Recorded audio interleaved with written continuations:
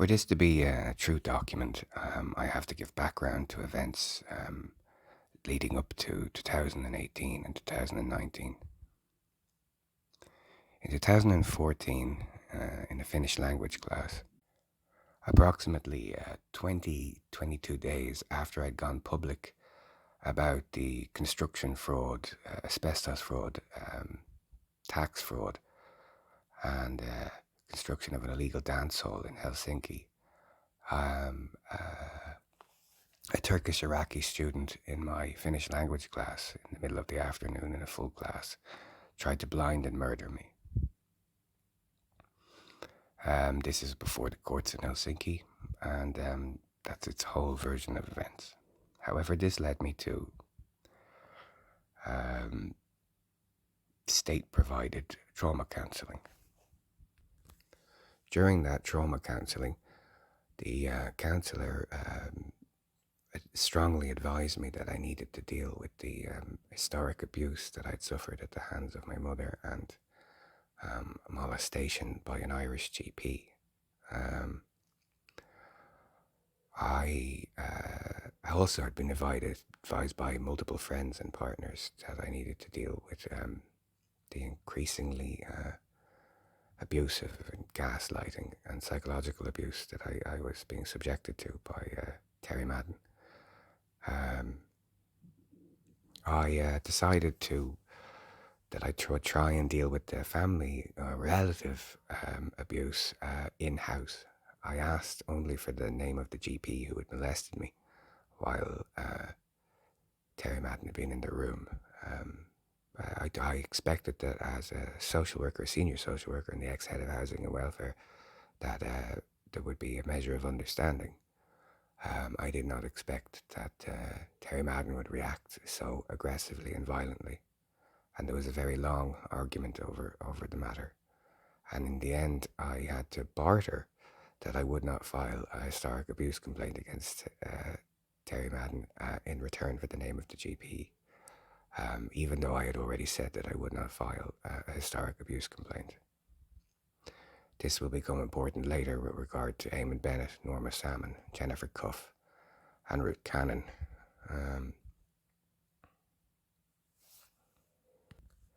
Little could I have known that in the background of all of this, Terry Madden had decided to begin telling people I was lying about everything in Finland, or everything that had happened to me in Finland. And this again, over a multi-year period, would lead me to be, increasingly isolated, as people were told that I was lying about everything and was mentally unwell. This is important for events in 2018 that lead into 2019, and then where I land up with Ruth Cannon. On August 30th, 2018, I was subjected to a malicious wellness check phoned in. Now, the source of the wellness check has changed several times from a phone call to, as was revealed by the DPP in court, someone's personal attendance to Kevin Street Garda station. I will cover that the raid and the events in more detail later, but subsequent judgment by Judge Melanie Greeley has essentially ruled that wellness check and ensuing raid were conducted illegally, as was the following raid, and all of that matters related were struck out pre-arraignment in a 4A dismissal. During those events, which were led by Garda Brian Gillen, I was subjected to psychological torture, physical torture. I was beaten. An ambulance driver had to stop the ARU from beating me into a vegetative state or to death with the butts of their rifles.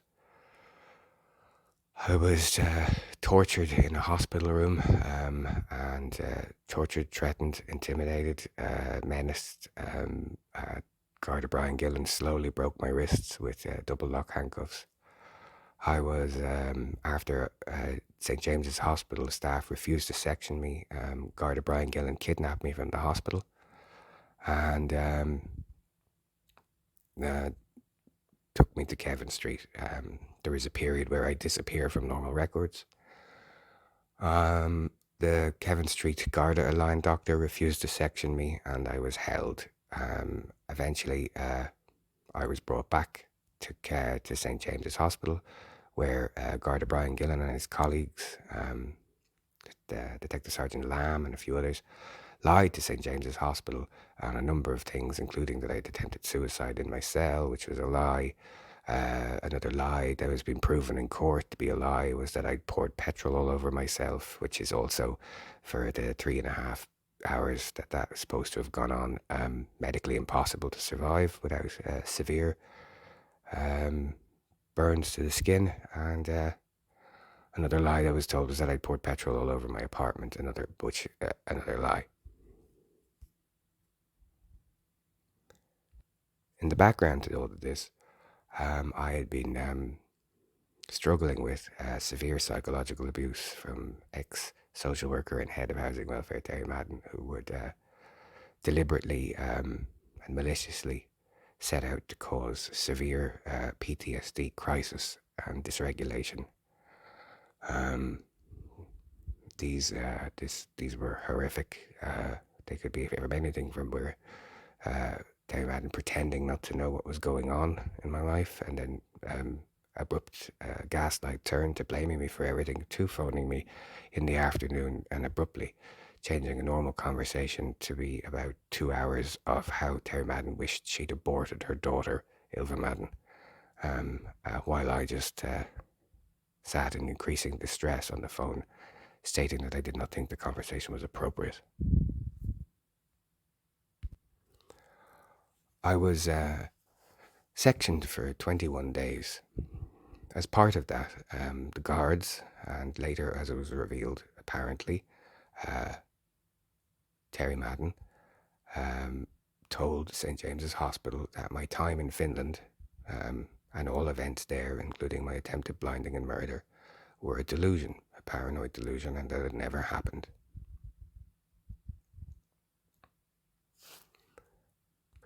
While my time in St James's Hospital, Found's ward is its own recording word of nightmare.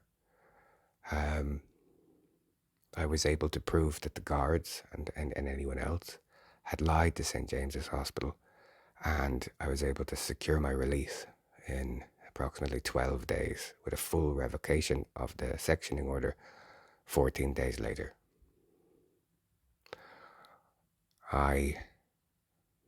When I was released, I was homeless and only for hospital clothes, as Terry Madden was withholding keys to my home, my wallet, and I would later find during that period, and actually found during that period, that since I was supposed to return to Finland quite promptly, that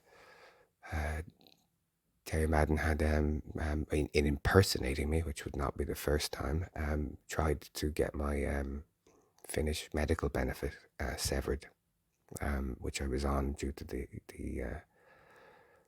attempted blinding and murder. And it is only that I was warned by my psychiatrist in Finland that it was very likely that Terry Madden would try and harm me when I returned to Ireland, that I had mechanisms in place to prevent such impersonation and damage.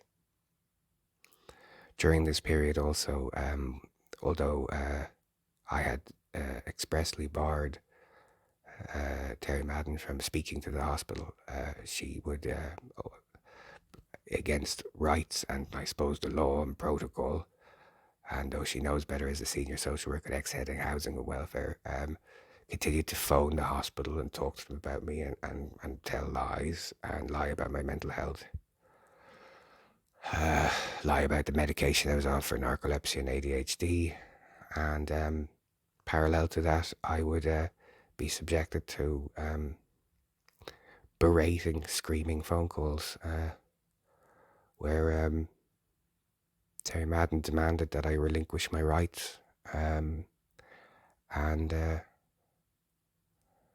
demanded that I let her speak to the hospital. But I had been expressly advised not to do that by my psychiatrist in Finland, as I had been told that any sort of access in that way by Terry Madden would probably lead me to harm, as all things considered, my psychiatrist and my social worker and my counsellor were all of the same agreement and mindset that Terry Madden couldn't be trusted and would and probably intended to harm me. It is important. I can get to what happened in the hospital and the medical negligence later, but it is important to note that during this period, there was in my admittance while I was in shock. There's a small, like 3 lines paragraph regarding historic abuse.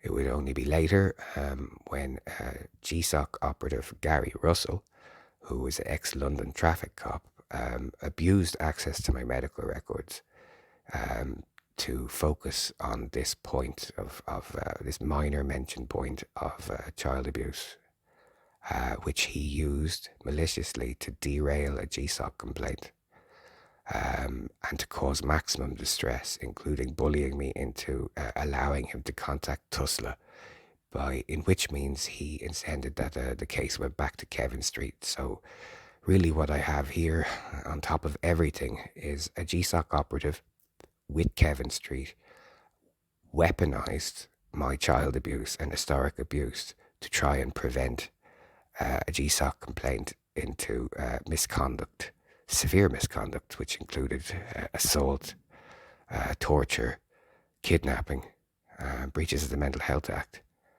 false imprisonment, collusion, and later perjury. I have filed complaints against Gary Russell, but GSOC seems to think that nothing happened, even though I have the video interview recorded where Gary Russell leads with this.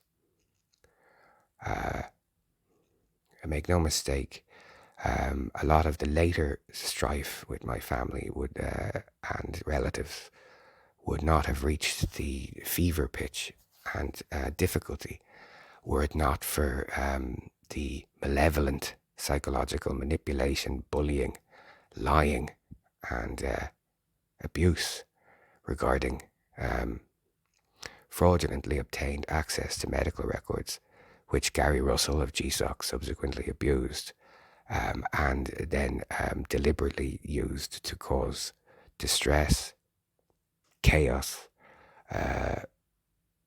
and strife and I don't know, argument and antagonistic difficulty between myself and already estranged relatives. This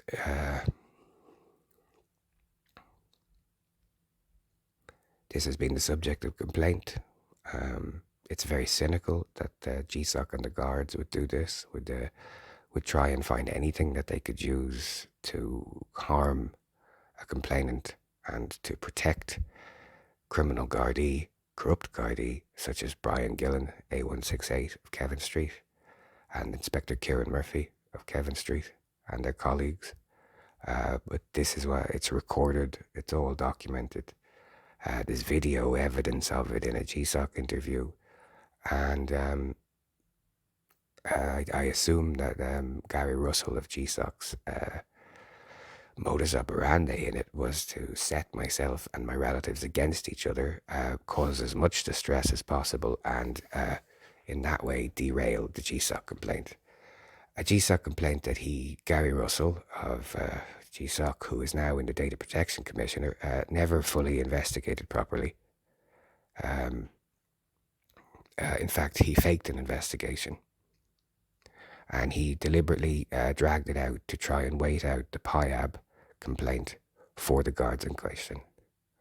If anyone's out there whose case was dealt with by Gary Russell, you probably were screwed over. He's corrupt to the bone and a force of pure malevolence.